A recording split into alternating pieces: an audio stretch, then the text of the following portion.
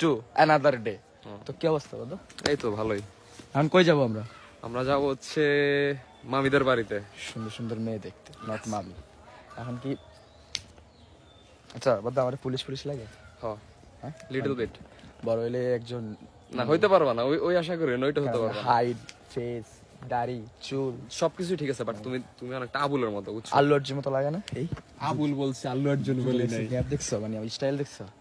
এখন কি কও, মানাইবো নি? আরে বড় স্কুলে ছাত্রের মতোই লাগে এখনো। এখন তো মানে একটু ভাব আছে না? মানাবে না, মেয়ে পড়বো না, মানাবে না, জীবনেও না। বিয়ে করতে পারবো না। না আমি তোর বলি, যেটা তোর পছন্দ করবো, এটা রুচির মানে রুচির সমস্যা আছে, বুঝছো? আর একটু রুচি চানাচুর খাওয়াইতে হবে, প্লাস হচ্ছে সিবিট খাওয়াইতে হবে।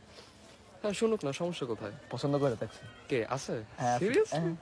আমার বাপ জানে। রুচির সমস্যা আছে। সো গাইস, আমরা এখন যাব হলো মাইজদি, আর আমরা আছি এখন হলো কোথায়? রামকৃষ্ণপুর। রামকৃষ্ণপুর। তো মাইজদি যাওয়ার জন্য আপনারা কি তৈরি? তো চলুন আমাদের যাওয়া যাক। सेहरा सजा के रखना, चेहरा छुपा के रखना, सेहरा सजा के रखना, चेहरा छुपा के रखना, ये दिल की बात। We are ready guys for our journey.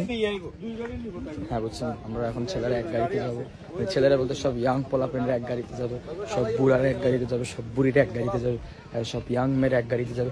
কিন্তু মজার বিষয়, এখানে বুড়াদের সাথে কখনো যদি বিয়েতে যান, ইয়াং ছেলেদের সাথে কখনো বুড়াদের সাথে কোনো ভাই ছেলেবেলা একটা প্যারা খাবেন, প্লিজ উঠবেন না। অ্যান্ড আছে চলে ভালোই আছে। অ্যান্ড সবসময় গাড়িতে উঠলে এবং গাড়ি দেখে উঠবেন, জাজ করে উঠবেন। আর অনেক সময় অনেক অ্যাস খারাপ গাড়ি থাকে ব্রো, এই গাড়িটা চলে। উঠে গেছি অ্যান্ড ওয়েট। কি অবস্থা দাদা?